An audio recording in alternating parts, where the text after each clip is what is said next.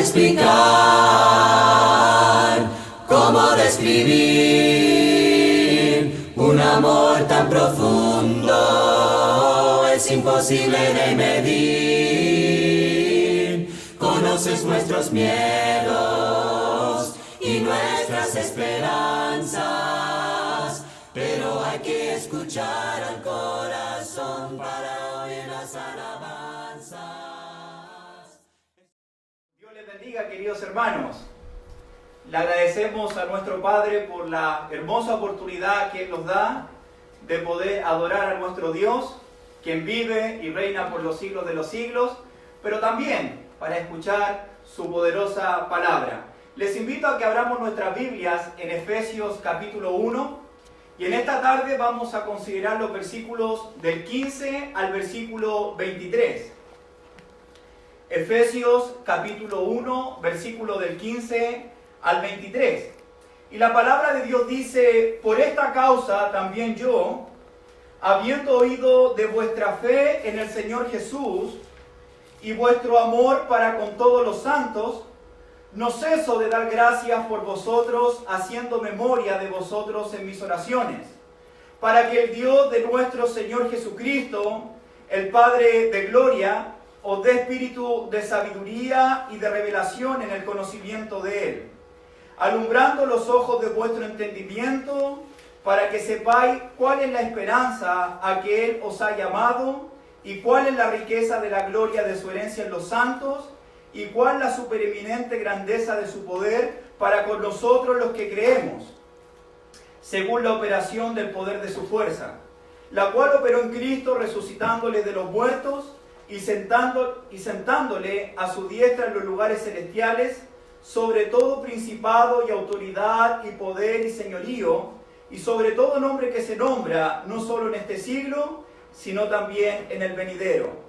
Y sometió todas las cosas bajo sus pies, y lo dio por cabeza sobre todas las cosas a la iglesia, la cual es su cuerpo, la plenitud de aquel que todo lo llena en todo. Les invito a que oremos al Señor para que Él, a través de su Espíritu, nos guíe en esta tarde.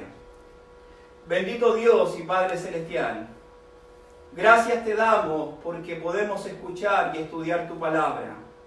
Humildemente, Señor, te rogamos que abran nuestras mentes, que abran nuestros corazones, y que tu Espíritu obre de tal manera que hoy día podamos comprender la grandeza de las bendiciones que tenemos en Jesús. Padre bueno, habla nuestras vidas y bendice a todos los oyentes. Y te rogamos e imploramos esto en el nombre santo y poderoso de nuestro Señor y Salvador Jesucristo. Amén. Antes de comenzar, me gustaría hablar en mi introducción algo que está afectando la vida de muchos cristianos. Si hay algo que está afectando la vida de nosotros y de muchas personas en el mundo, son los problemas, son las aflicciones que existen en este mundo. Lamentablemente estamos en un mundo donde vamos a pasar por pruebas, donde vamos a sufrir, donde vamos a ser afligidos. Y eso es lo que nos habló nuestro hermano Masaru el día viernes pasado en Primera de Pedro capítulo 1 versículo 6. Él nos hablaba de las pruebas y según Primera de Pedro capítulo 1 versículo 6, él nos dio 4 características acerca de las pruebas.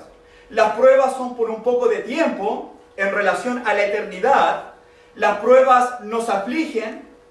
Tercero, las pruebas son necesarias. Y cuarto, las pruebas son diversas. Y el hermano nos hablaba que las pruebas son necesarias porque es el medio en el cual Dios puede evaluar nuestra fe. Es el medio donde el cristiano puede saber cómo está su compromiso, cómo está su devoción, cómo está su amor ante Dios. ¿Por qué es necesaria la prueba? Porque es fácil amar a Dios. Es fácil confiar en Dios. Es fácil decirle a Dios: quiero servirte cuando está todo bien en mi vida. Cuando tengo un buen trabajo, cuando tengo el dinero suficiente, cuando tengo buena familia, cuando tengo buena salud. Es fácil servir y confiar al Señor. Pero ¿qué pasa en los momentos difíciles? ¿Qué pasa en los momentos adversos? Cuando alguien de mi familia tiene un cáncer terminal, cuando pierdo el trabajo, cuando tengo problemas en la familia.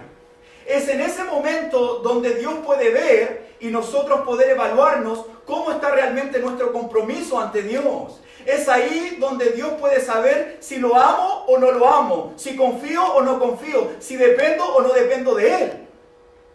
Son necesarias las pruebas, porque es en medio de las pruebas en que Dios puede ayudarnos para formar el carácter de nuestro Señor y Salvador Jesucristo, donde puede aumentar nuestra fe y puede purificarnos, como se hace con el oro. Y es importante entender esto porque la vida cristiana es una vida hermosa, tú lo sabes. La vida cristiana es una vida llena de bendiciones que Dios nos ha dado. Pero no por ser cristianos, no significa que nos vamos a sufrir mientras estemos en este mundo. Jesucristo dijo en Juan capítulo 16, versículo 33, estas cosas les he hablado para que en mí tengáis paz. En el mundo van a tener aflicciones, en el mundo van a sufrir, en el mundo la van a pasar mal, pero confiad, yo he vencido al mundo. Y Jesucristo invita a sus apóstoles y nos invita a nosotros a encontrar la paz, la confianza y la victoria en su persona. Porque Cristo venció en la cruz, en medio de la aflicción y en medio del dolor. Y Él encontró la paz que sobrepasa todo entendimiento. Y cuando uno lee Juan 16, versículo 32, yo me preguntaba cómo Jesús puede tener paz, confianza en medio de la aflicción. Él dice, todos me han dejado, todos me dejarán, pero no estoy solo. El Padre está conmigo. Y esa es la realidad para todos los cristianos cuando enfrentamos las pruebas. El Padre está con nosotros y estará todos los días, en cada momento, en cada lugar y en cada circunstancia. Y lo que quiero hablarles acerca de Efesios, antes de entrar al capítulo 1, versículo 15, es interesante para mí cómo Pablo comienza su carta. ¿Por qué es interesante? Porque es lo mismo que hablaba nuestro hermano Masaru en el capítulo 1 de Primera de Pedro, versículo 3. Pablo dice en Efesios, bendito sea el Dios y Padre de nuestro Señor Jesucristo, que nos bendijo con toda bendición espiritual en los lugares celestiales en Cristo. Cuando estaba leyendo este pasaje esta mañana, pensé inmediatamente cómo comenzó el apóstol Pedro en su primera carta. Pedro comienza diciendo, bendito sea el Dios y Padre de nuestro Señor Jesucristo, que según su grande misericordia nos hizo renacer para una esperanza viva por la resurrección de Jesucristo de entre los muertos. Pedro comienza alabando el nombre de Dios. Y aquí Pablo en Efesios también comienza alabando y bendiciendo el nombre de Dios. Pero según el versículo 3, ¿por qué Pablo comienza bendiciendo el nombre del Dios y Padre de nuestro Señor Jesucristo? Ve en tu Biblia lo que dice el versículo 3. Que según su gran, que nos bendijo con toda bendición espiritual en los lugares celestiales en Cristo. Es decir, que Pablo bendice el nombre de Dios porque Dios nos ha bendecido. Porque Dios nos ha dado toda bendición espiritual por nuestra unión con Cristo.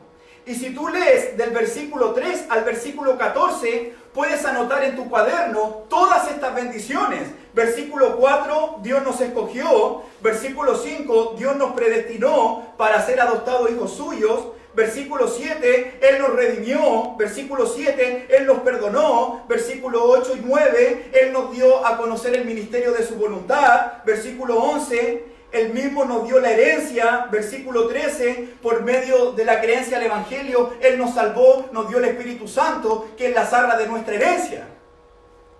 Pablo bendice el nombre de Dios por todo lo que nosotros tenemos en Cristo.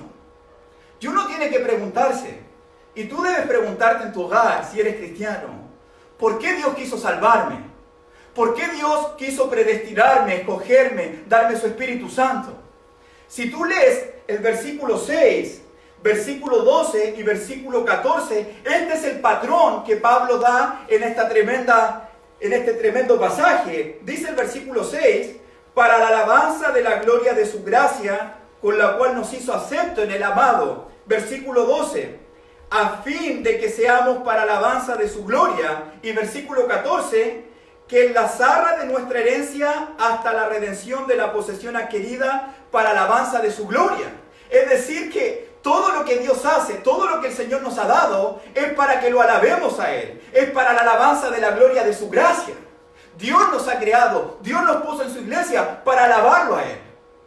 La pregunta que quiero hacerte es, ¿qué significa entonces alabar a Dios? Si Él me salvó para yo alabarlo a Él, para yo glorificarlo a Él, ¿qué significa entonces alabar a Dios? Por lo menos en Efesios encontramos 3 respuestas. Si tú tienes la respuesta, después de terminar esta clase, puedes escribirnos por interno y dar tu respuesta. Pero es una buena pregunta porque fuimos creados para alabar a Dios. Versículo 15. Luego que Pablo bendice el nombre de Dios, ahora Pablo va a darle gracias a Dios. ¿Por qué razón? Versículo 15. Por esta causa también yo, habiendo oído de vuestra fe en el Señor Jesús y de vuestro amor para con todos los santos, no ceso de dar gracias por vosotros, haciendo memoria de vosotros en mis oraciones. Pablo, luego de bendecir el nombre de Dios, ahora va a orar y va a darle gracias a Dios. Y según el versículo 15, la primera razón o el primer motivo de agradecerle a Dios es porque ha oído de la fe de los hermanos en nuestro Señor y Salvador Jesucristo. Los hermanos en Efeso siguen confiando en el Señor, siguen creyendo en el Señor, siguen dependiendo del Señor. Y Pablo está escuchando esas buenas noticias. Y si uno estudia un poquito el contexto de Éfeso, Éfeso era un lugar muy idólatra, un lugar muy pagano. Un lugar donde se caracterizaba por el libertinaje, por el pecado, por el comercio. Muchas cosas que podían atraernos y arrastrarnos para sacar nuestra mirada de Jesús. Pero los hermanos en Éfeso, a pesar de toda la oposición, a pesar de todo el paganismo, ellos siguen confiando y creyendo en el Señor. Y Pablo da gracias a Dios por eso. Pero luego el versículo 15... no solamente ora por la fe de los hermanos, sino por el amor para con todos los santos. Fíjate lo que produce la verdadera fe, la verdadera confianza en el Señor. No solamente nos preocupamos de nuestra relación con el Señor, nuestra fe en Él va a afectar las demás relaciones. La iglesia en Éfeso está preocupada en amar al prójimo, en amar a los hermanos, en estar atentos por las necesidades de los hermanos. Y cuando uno ve la fe de un cristiano en medio de la oposición, cuando uno ve a una iglesia que está amándose, lo único que podemos hacer es darle gracias a Dios. Porque escuchamos las buenas noticias, cómo los cristianos están creyendo y están amando al Señor y están amando al prójimo. Y yo en esta hora, de parte de todos mis hermanos de la Iglesia de Cristo, Los Nogales, en Santiago de Chile, queremos darle las gracias a Dios por todos ustedes en Sudamérica y en Estados Unidos y en Norteamérica, que a pesar de la pandemia, que a pesar de los problemas, igual seguimos confiando en nuestro Señor y Salvador Jesucristo. De parte de la Iglesia de Cristo de Los Nogales, queremos darle las gracias a Dios por el amor que ustedes están mostrando hacia los necesitados y hacia aquellos que realmente necesitan el amor y el abrazo del Señor. Y este sermón o este estudio lo he preparado para dedicárselo a todos aquellos que han puesto su mirada en Jesús como el autor y el consumador de nuestra fe. Y fíjate lo que va a hacer Pablo en el versículo 17 y versículo 18. Versículo 3, él bendice el nombre de Dios. Versículo 15, 16, él da gracias a Dios. Pero ahora viene la petición. Para que el Dios de nuestro Señor Jesucristo, el Padre de gloria, os dé espíritu de sabiduría y de revelación en el conocimiento de Él, alumbrando los ojos de vuestro entendimiento. Pablo está orando a Dios. Pablo está rogando a Dios con un propósito. Pablo está orando con un objetivo de que Dios pueda abrir los ojos espirituales de los hermanos, que Dios pueda abrir el corazón de los hermanos para que ellos puedan ver, para que ellos puedan saber, para que ellos puedan darse cuenta de todas las bendiciones que tienen en Cristo Jesús. Y esta oración es muy importante para nosotros los cristianos, porque si hay algo que he visto en muchos cristianos en el día de hoy, es la falta de conocimiento, al no ver ni al no entender todas las bendiciones que tenemos en Cristo Jesús. ¿Cuántos cristianos hoy en día viven ciegos espiritualmente, sin entender todo lo que el Señor ha dado, todo lo que el Señor ha hecho, todo lo que el Señor hace por cada uno de nosotros? Y Pablo está viendo a los hermanos y está orando para que el Dios de nuestro Señor Jesucristo pueda abrir sus ojos, pueda abrir su mente, pueda abrir sus corazones. Y mi oración es que Dios en esta hora pueda abrir tus ojos, pueda abrir tu corazón, pueda abrir mi vida, para darme cuenta de las riquezas que nosotros tenemos por ser cristianos, por habernos unido a Jesús, por ser parte de la iglesia. Y lo que dice Pablo, lo que va a pedir en el versículo 18, son por tres cosas. Mira lo que dice el versículo 18. Alumbrando los ojos de vuestro entendimiento, para que sepáis cuál es la esperanza a que Él os ha llamado, y cuál es la riqueza de la gloria de su herencia en los santos, y cuál la supereminente grandeza de su poder para con nosotros los que creemos. Pablo está pidiendo para que ellos sepan la esperanza a la cual Dios nos ha llamado. Pablo está orando para que ellos sepan acerca de la herencia que tienen en los santos, pero también para que ellos sepan el supereminente grandeza del poder de Cristo que actúa en nosotros los que creemos. Y este versículo para mí es súper importante por la palabra para que sepáis. Pablo no está orando para que ellos reciban un llamado. Pablo no está orando para que ellos reciban una esperanza. Pablo no está orando para que ellos se vuelvan herederos. Pablo no está orando para que ellos reciban poder. Pablo está diciendo, ustedes tienen un llamado, ustedes tienen una esperanza, ustedes tienen una herencia, ustedes tienen un poder y no lo saben. No lo comprenden, no pueden verlo. Y Pablo está orando para que Dios pueda abrir sus ojos, pueda abrir sus corazones, para que puedan saber estas ricas bendiciones que el Señor nos ha dado, en medio de los problemas, en medio de las aflicciones, en medio de este mundo caído. Pero hoy día no voy a hablar de la esperanza, porque nuestro hermano Masaru ya predicó de la esperanza. Puedes buscarlo en Facebook, en nuestra página, está el sermón ahí. No voy a hablarles de la herencia, porque nuestro hermano Masaru con nuestro evangelista Raúl Díaz también tienen su sermón ahí. Hoy día voy a hablarles del poder que actúa en nosotros. Ese gran poder de Dios que actúa en nosotros los que creemos. Mira cómo Pablo en el versículo del 20 al 23 nos dice cómo actúa el poder de Dios. Y esto es importante, porque ese poder también actúa en nosotros, los que creemos.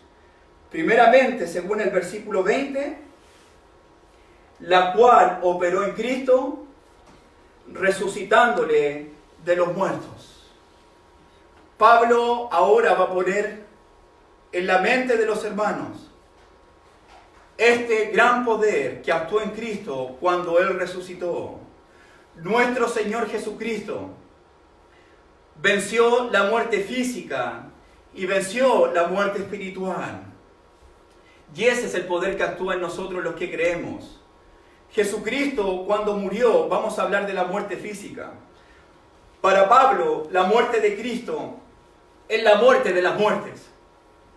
Es la más dolorosa, es la más difícil, es la más difícil porque Jesucristo, siendo el Cordero de Dios, viene a este mundo a morir inocentemente por cada uno de nosotros. De hecho, Isaías 53, hablando acerca del sufrimiento de Cristo, dice que Jesús fue despreciado, fue desechado entre los hombres, fue un varón de dolores. Como que escondimos de él el rostro, fue menospreciado y no lo estimamos. Ciertamente Jesús llevó nuestras enfermedades, pero algo importante que dice Isaías, que Él fue herido y abatido por nuestras rebeliones. El castigo de nuestra paz fue sobre Él. Por su llaga nosotros fuimos curados. Él fue llevado como un cordero al matadero. Y eso Cristo lo hace por cada uno de nosotros. Pero aunque Cristo murió y fue sepultado, nuestro Señor Jesucristo al tercer día resucitó de entre los muertos con gloria, con poder.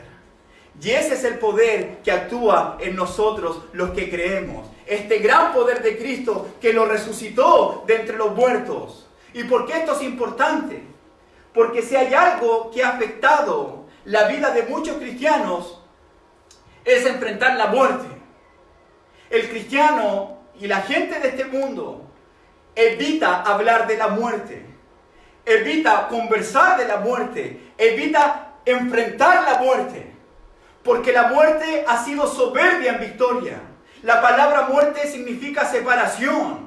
Y desde el principio de la creación hemos visto el poder de la muerte, cómo ha separado, cómo ha destruido naciones y vidas completas y familias completas. Yo he visto cómo la muerte ha entrado a un hogar y ha separado a un padre con un hijo, cómo ha separado a un hermano con una hermana, a los nietos con los abuelos.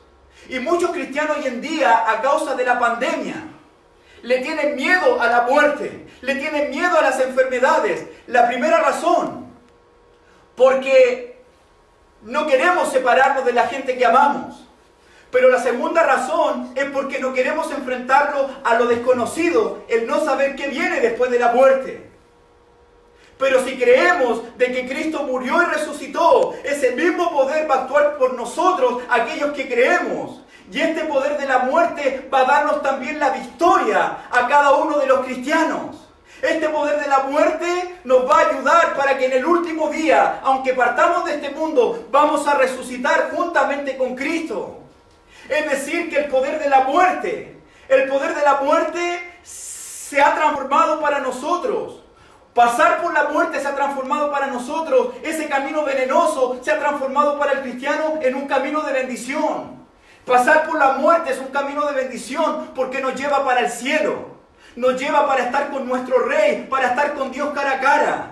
En ese mundo nuevo, en ese mundo feliz, en ese mundo donde Pedro dice cielo nuevo, tierra nueva, donde mora la justicia. Ese cielo nuevo, esa tierra nueva, donde dice Apocalipsis 21, donde ya no va a existir más la muerte, ni el dolor, ni la lágrima, ni el dolor. Pablo dice en 1 Corintios capítulo 15, versículo 54, soberbia es la muerte en victoria. ¿Dónde está, oh muerte, tu aguijón? ¿Dónde, oh sepulcro, tu victoria? Ya que el aguijón de la muerte es el pecado, y el poder del pecado la ley. Mas gracias sean dadas a Dios que nos da la victoria por medio de nuestro Señor Jesucristo. Este poder actúa en nosotros los que creemos. El Señor nos ha dado la victoria sobre la muerte. Y eso me hace pensar en lo que dice Pablo en 1 Tesalonicenses capítulo 4 versículo 13. Hermano mío, no os entristezcáis como aquellos que no tienen esperanza. No sufran como aquellas personas que no tienen esperanza. Porque si creemos de que Cristo murió y resucitó, así también Dios traerá con Él a todos aquellos cristianos que han muerto en Cristo, nuestro Señor y Salvador. Hoy día, hermanos, si le estás teniendo miedo a la muerte, si le estás teniendo miedo a enfrentar la muerte, déjame decirte que nuestro Salvador ha resucitado. Déjame decirte que tú y yo un día vamos a resucitar juntamente con nuestro Señor Jesucristo para vivir eternamente en esa herencia que es incorruptible, inmarcesible e incontaminada, reservada en los cielos para nosotros. Jesucristo dijo en Juan, yo soy la resurrección y la vida. El que cree en mí, aunque esté muerto, vivirá. Y en Apocalipsis nuestro Señor Jesucristo dice, yo soy el primero y el último, el que estuvo muerto y vive por los siglos de los siglos. No temáis, porque yo tengo la llave de la puerta del Hades y de la muerte. Somos más que vencedores por medio de aquel que nos llamó. De modo que el cristiano en esta hora puede mirar a la muerte, puede enfrentar la muerte y decirle, oh muerte, ¿dónde está tu aguijón? Oh sepulcro, ¿dónde está tu victoria? Porque el Señor nos ha dado la victoria cuando resucitó al tercer día de entre los muertos en gloria y majestad. De modo que el cristiano hoy día puede decir, porque para mí el vivir es Cristo y el morir morir es ganancia, porque para el cristiano la muerte no es una pesadilla, la muerte no es un dolor, la muerte para el cristiano es una ganancia, es una victoria, porque estar con Cristo es mucho mejor. Estar con Cristo es mucho mejor, porque las aflicciones del tiempo presente no son comparables a las glorias que han de manifestarse cuando estemos en gloria con nuestro Señor. Les invito a no temerle a la muerte, porque tenemos un Salvador que murió y resucitó por cada uno de nosotros. Mira lo que dice Efesios, capítulo 1, versículo 20. La cual operó en Cristo, resucitándole de los muertos. Jesucristo no solamente venció la muerte física, Jesucristo venció la muerte espiritual. Él murió, Él clavó el pecado, Él terminó con el pecado. Y ese mismo poder a nosotros, aunque estábamos muertos en delitos y pecados, aunque no teníamos esperanza, aunque no teníamos a Dios en este mundo, un día el Señor nos llamó y nosotros respondimos al Evangelio y fuimos bautizados para el perdón de los pecados, para la salvación de nuestras almas. Y según Romanos capítulo 6, resucitamos juntamente con Cristo para una nueva vida y para la gloria del Padre. Y mira lo que dice Efesios capítulo 2, versículo 5. Efesios 2:5, aún estando nosotros muertos en pecados, nos dio vida juntamente con Cristo. Por gracia sois salvos. Cuando obedecimos al Evangelio, Dios nos dio una nueva vida. Dios nos dio una nueva mente. Dios nos dio un nuevo corazón. Dios nos dio un nuevo propósito de vida. Para que confiemos en el Señor, para que amemos al Señor, para que sirvamos al Señor, para que alabemos a nuestro Dios. El pecado ya no puede dominarnos, el pecado ya no puede esclavizarnos, porque Cristo murió en la cruz y acabó con el pecado. Ahora el cristiano tiene una nueva vida y tiene ese poder que actúa en nosotros para serle fiel al final hasta el Señor, para ser fiel al Señor hasta el final, o hasta que Él venga a buscarnos a cada uno de nosotros.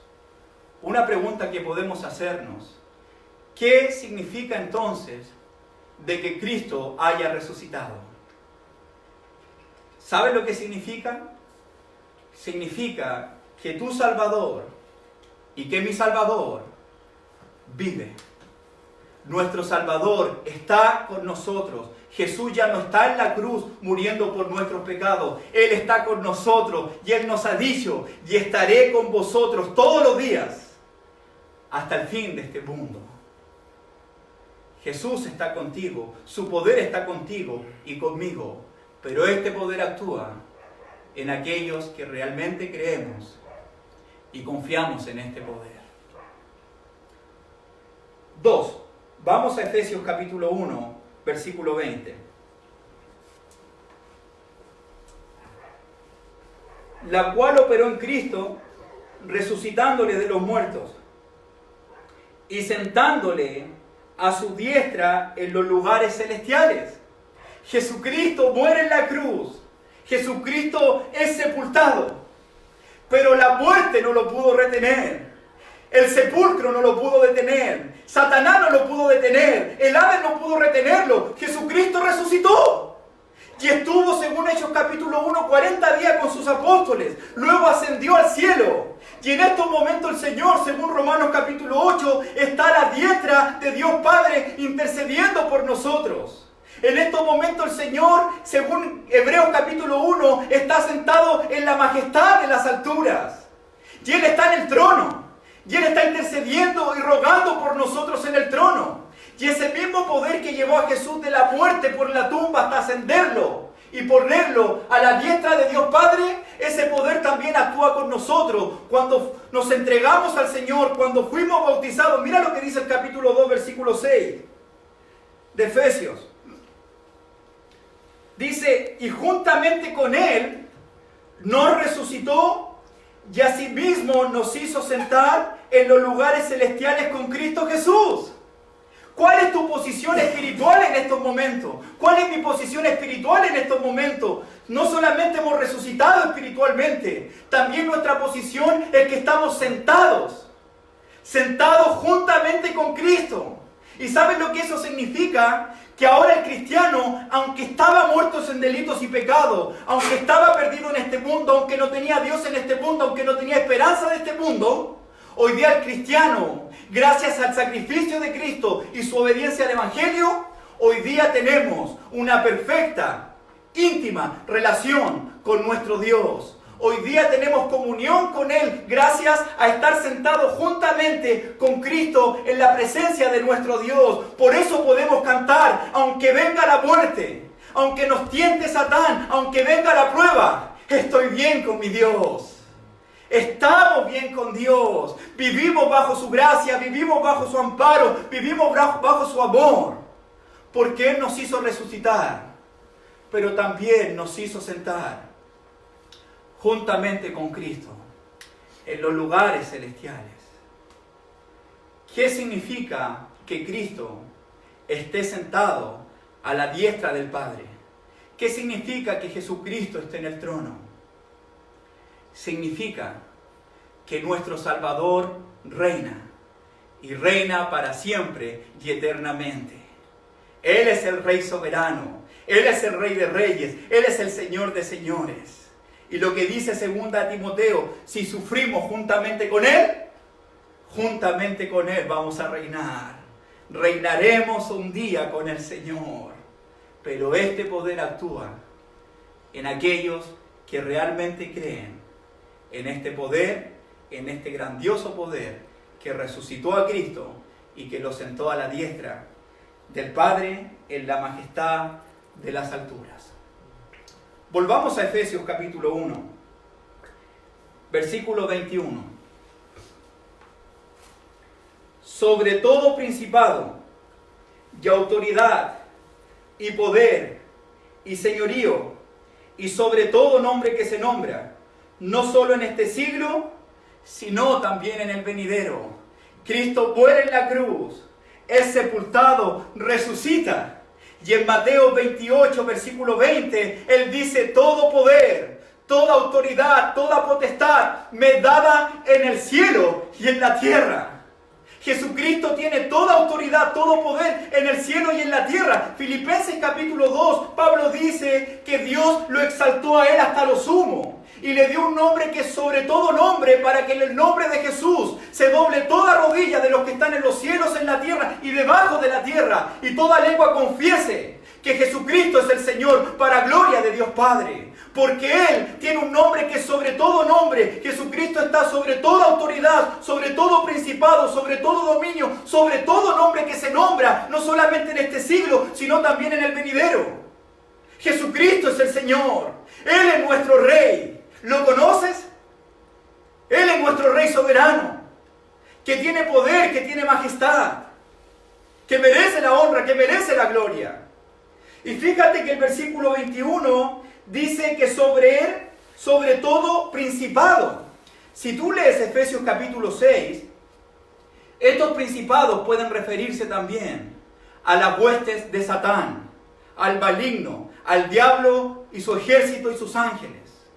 El poder de Cristo es un poder que derrotó a Satanás en la cruz. Colosenses capítulo 2, versículo 15. Terminó con ellos, triunfó sobre ellos en la cruz. Cristo ganó la batalla. Él tiene la victoria. ¿Cómo ese poder actúa en nosotros los que creemos? Aunque la batalla ha sido ganada por nuestro Señor Jesucristo, nosotros también, mientras estemos en este mundo, vamos a tener batallas, vamos a tener tentaciones, vamos a tener luchas, porque no ignoramos las maquinaciones de Satanás, porque el diablo anda como león rugiente viendo a quién devorar. Pero tenemos un poder, ese poder de Cristo que está sobre todo, para ganar la batalla, para vencer la tentación y para dar la victoria en medio de las luchas y los problemas que tengamos en este mundo. Porque Jesucristo está sobre todo y ese poder actúa en nosotros los que creemos. Mira cómo actúa este poder, versículo 22. Y sometió todas las cosas bajo sus pies y lo dio por cabeza sobre todas las cosas a la iglesia. Anota en tu Biblia todas las cosas. Versículo 22, sometió todas las cosas bajo los pies de Jesús. Versículo 22, y dio por cabeza sobre todas las cosas a la iglesia. Fíjate qué hermoso esto. Lo primero que quiero decir es que ante los pies de Jesús está sometido todo bajo sus pies. Él está en control de todas las cosas. Él es soberano. Por eso no le tememos a la pandemia. Por eso no le tememos al desempleo. Por eso no le tememos a la muerte. Porque está todo sometido bajo sus pies. Él está en control. Nuestro rey está en el trono. Nuestro rey es el único soberano. Y está todo sometido bajo sus pies, sobre cualquier gobierno, sobre cualquier nación, sobre cualquier enfermedad, sobre cualquier problema sobrenatural, sobre cualquier eclipse, sobre cualquier terremoto. Él es el Señor. Y todo está sometido bajo sus pies. Es bueno el Señor, es poderoso el Señor. Y fíjate el segundo detalle.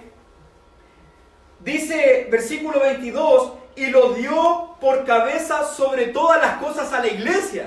Es decir, que sobre todas las cosas que existen en este mundo, Jesucristo, nuestro Salvador, es la cabeza de la iglesia. Es la cabeza de la iglesia. ¿Qué significa eso? Que con todo su poder, con toda su autoridad, con todo su amor, con toda su misericordia, a su iglesia la gobierna, a su iglesia la cuida, a su iglesia la protege, a su iglesia la fortalece, a su iglesia la ama. Porque Él es la cabeza de la iglesia. Por eso decimos, por eso cantamos, sin ti nada somos en el mundo, sin ti nada podemos hacer, porque dependemos del Señor. Por eso cantamos, puedo confiar en el Señor, aunque el sol dejare oscurecer y la luna no brille nunca más, yo igual confío en el Señor. Porque Él nos cuida, Él nos protege, Él nos ampara, Él nos escucha. Porque Él es la cabeza de la iglesia. Él es la cabeza de la iglesia. No está solo. No estoy solo. El Señor cuida de su pueblo. El Señor cuida de nosotros. Y si Él cuida de las aves, cuidará también de mí. Cuidará también de ti. Ese es el poder de Cristo. Pero este poder actúa en nosotros los que creemos. Versículo 23, para ir finalizando. La cual es su cuerpo, la iglesia, porque así termina el versículo 22. La plenitud de aquel que todo lo llena en todo. Somos llenos de la plenitud de Cristo. Somos llenos de la presencia del Señor. Y yo estaba pensando cómo este poder puede actuar en nuestras vidas en el día de hoy. Me parece que la intención de Cristo al llenar nuestras vidas de amor, de misericordia, de bondad, es para que nosotros los cristianos, su iglesia, la plenitud de aquel que lo llena todo en todo, pueda cumplir la labor y el propósito de llenar este mundo con el amor, el poder y la misericordia de Dios, donde quiera que vayamos y donde quiera que nos encontremos. Esa es la misión de la iglesia. Esa es tu misión.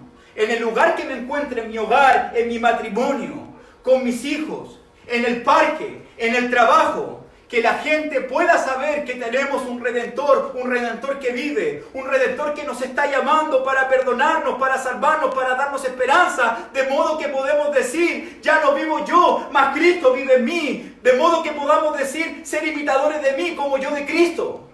Mostramos a Cristo en todo lugar, mostramos su plenitud, mostramos su grandeza, mostramos su misericordia. Y una pregunta que podemos hacernos es, ¿cómo estás llenando tu hogar? ¿Cómo estás llenando tu vecindario? ¿Cómo estás llenando tu trabajo de la presencia de nuestro Señor Jesucristo? ¿Cómo ese poder está actuando en tu vida para que otros sean bendecidos, para que otros lleguen a Cristo, para que otros conozcan este gran poder y la salvación que nuestro Dios ofrece. Hermanitos, estamos pasando por momentos difíciles. No sé en esta hora cuál es tu miedo. Yo no sé cuál es tu situación económica. Yo no sé cuál es tu situación espiritual, emocional. Yo no sé si le tienes miedo al tema de la pandemia, al desempleo, al futuro incierto. Si estás temiendo, mi oración en esta tarde es que Dios pueda abrir tu mente, que Dios pueda abrir tus ojos y pueda abrir tu corazón, para que tú puedas entender lo rico y lo afortunado que eres por haber unido tu vida con Cristo en su muerte, sepultura y en resurrección. Tú y yo tenemos todas las bendiciones espirituales, pero hay un poder que actúa en nosotros, los que creemos. La pregunta para ti y la pregunta para mí: ¿tú crees realmente en este gran poder? ¿Tú crees realmente que nuestro Salvador vive? ¿Tú crees realmente que nuestro Salvador está en el trono y que Él está en control y que Él estará con nosotros todos los días hasta el fin del mundo?